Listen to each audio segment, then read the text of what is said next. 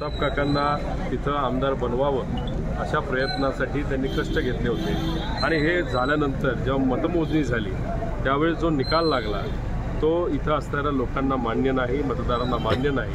त्या हेतूतून आज इथं आभार सभा जी काकांनी ठेवली होती, मग कार्यकर्त्यांच्या सांगण्यावरनं आम्ही सर्वजण इथं तहसील कार्यालयाला आलो, आरो ऑफिसला आलो आणि तिथं प्रातिनिधिक स्वरूपात जे डेमो EVM मशीन होते त्याची होळी या ठिकाणी आम्ही पेटवलेली आहे।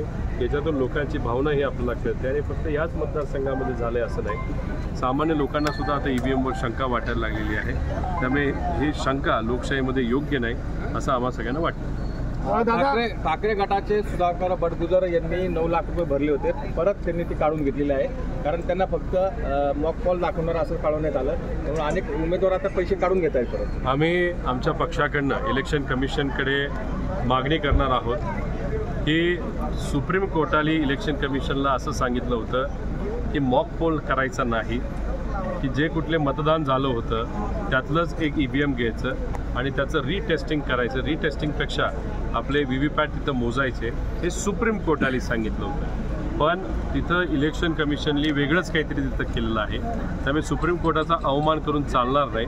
आम्ही इलेक्शन कमिशनकडे पहिल्यांदा जाऊ, ते त्या बाबतीत काय सांगतात हे आम्ही बघू, आणि जर इलेक्शन कमिशनने त्या बाबतीत जर काही नकारात्मक भूमिका घेतली तर आम्ही सुप्रीम कोर्टाने दिलेल्या निर्णयावर इलेक्शन कमिशनला वागायला लावू, एवढंच या ठिकाणी सांगू। आता शपथविधीची तारीख डिक्लेअर झाली आहे, 5 तारखेला हा शपथविधी होत आहे, तब्बल 9 दिवस लागले, पण अद्यापही मुख्यमंत्री कोण, उपमुख्यमंत्री कोण, अजून याचं आता 26 तारखेला सगळंच पार पाडायचं होतं, शपथविधी करायचा होता। 26ची तारीख 29ला गेली, मग 2 तारीख, मग 5 तारीख, आणि 5 तारीख तर कुठं आता फायनल आहे, उद्या पुढेही जाऊ शकते।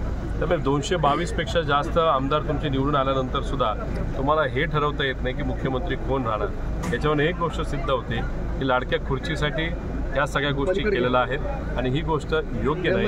इथं असणारे लोक वाट बघत आहेत की कधी सरकार स्थापन होईल आणि दिलेली आश्वासनं त्या ठिकाणी पूर्ण होतील। त्यामुळे लग्न ठरलंय, नवरदेवांना मुलगी आवडली, मुलीला नवरदेव आवडलेला आहे, आणि जेव्हा खऱ्या अर्थाने लग्नाचा दिवस येतो तेव्हा नवरदेव अडून बसतो की मला हुंडा पाहिजे, म्हणजे मला पद पाहिजे, असं कुठंतरी या सरकारची परिस्थिती झालेली आहे। लोक मात्र सभामंडपात त्या ठिकाणी आलेले आहेत, वाट बघतायत की लग्न कधी होईल आणि तिथं आम्हाला सरकारकडनं योग्य असे निर्णय जे लोकांच्या हिताचे असतील असे कधी घेतले जातील।